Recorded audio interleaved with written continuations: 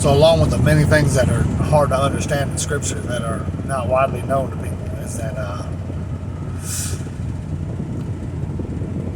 the entire first 5 books are to be eaten with a humble understanding. It represents the 5 barley loaves. And he also gave us 2 fish that we should really, really pay attention to. And that is 2 prophets, Isaiah and Jeremiah. And they are the prophets of the new covenant. They speak it intently throughout all their things. But those 5 books were a foreshadow of all things that were to come, while the Messiah, well, let's start. Moses done everything in the flesh. But I'm telling you that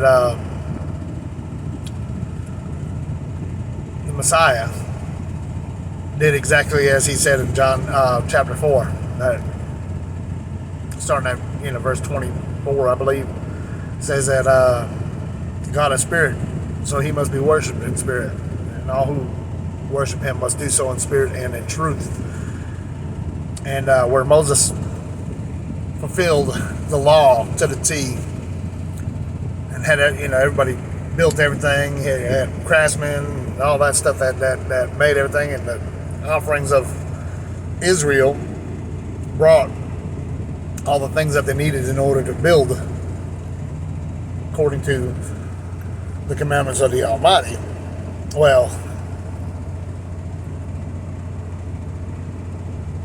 the Messiah built a lot of things that people do not realize, is that everything that he was doing was for the temple of the Almighty and the tabernacle that has been returned to mankind. So when you see one with a linen garment clothed to the feet, his feet were as bronze, and he had a gold band around his waist or around his chest, or a silver band, or any other band. Those are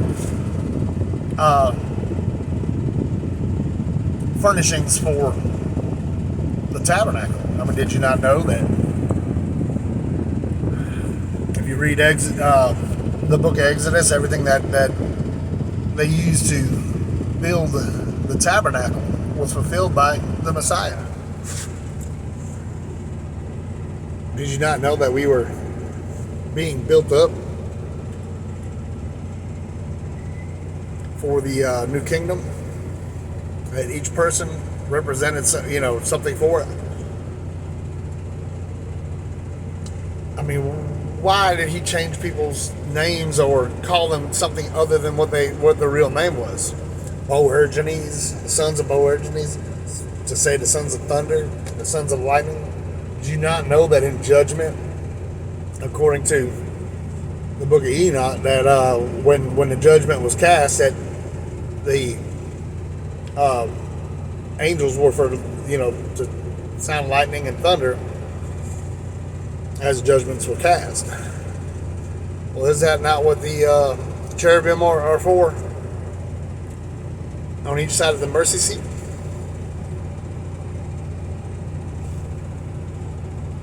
Said that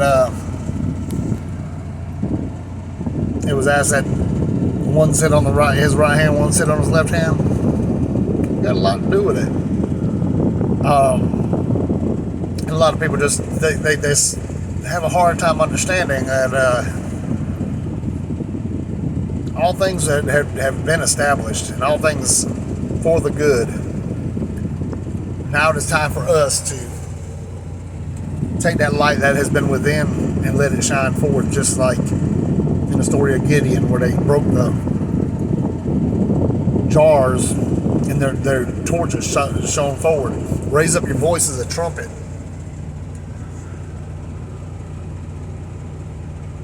The camp is about to be surrounded on all sides. It says, flee to his mountain when you see all these things. Do not go back in and grab this or grab that. It's talking about your doctrines and your understanding. Come on out to his holy mountain which Revelation 21 and 22. A great mountain exists. You just didn't know that it was going to be a spiritual thing. That all things, you must first come out and make a pilgrimage to the new holy city and gain new understanding before kingdom on earth can actually be fulfilled. It's time. His people will be gathered and all things will be done as foretold. It just didn't happen the way you thought. It didn't happen the way I thought. Just like Gideon threshing wheat in a wine press really doesn't make a whole lot of sense until you understand. Now, the only one that treads the wine press was our Messiah. And that's where Gideon had been, being threshed out. I mean, being, he was of the royal vine. He was of the children of Israel. So you put him in a wine press when you want to, extract the wine from him. Well, everything is symbolic. Everything has meaning. That prayer, the Messiah was so intent that the disciples watched, that they went to sleep every time. They were to observe all the things, just like getting the washing the feet. The supper. I mean, all that is actually representing the Messiah preparing the priests for the priesthood.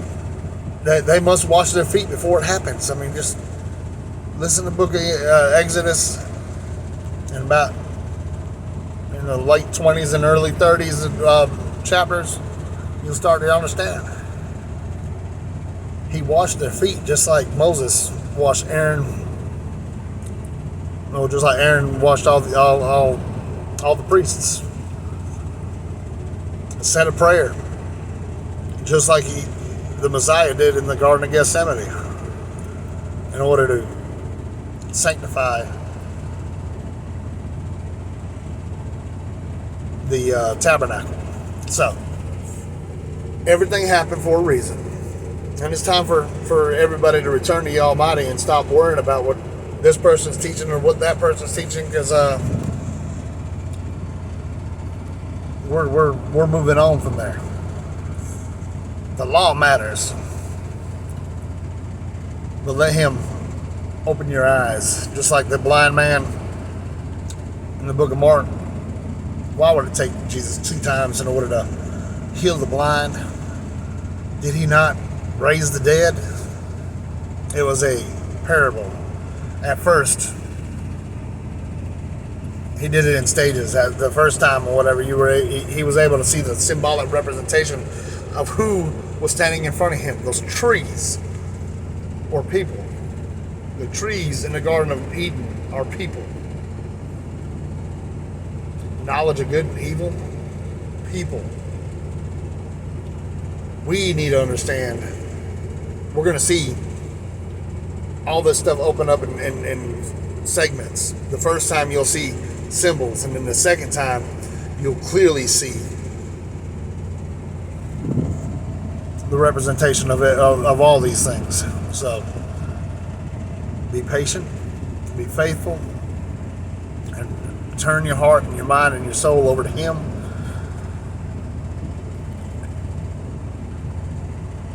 And the Messiah will pray to His Father that He sends us the Spirit, and all things will be made known.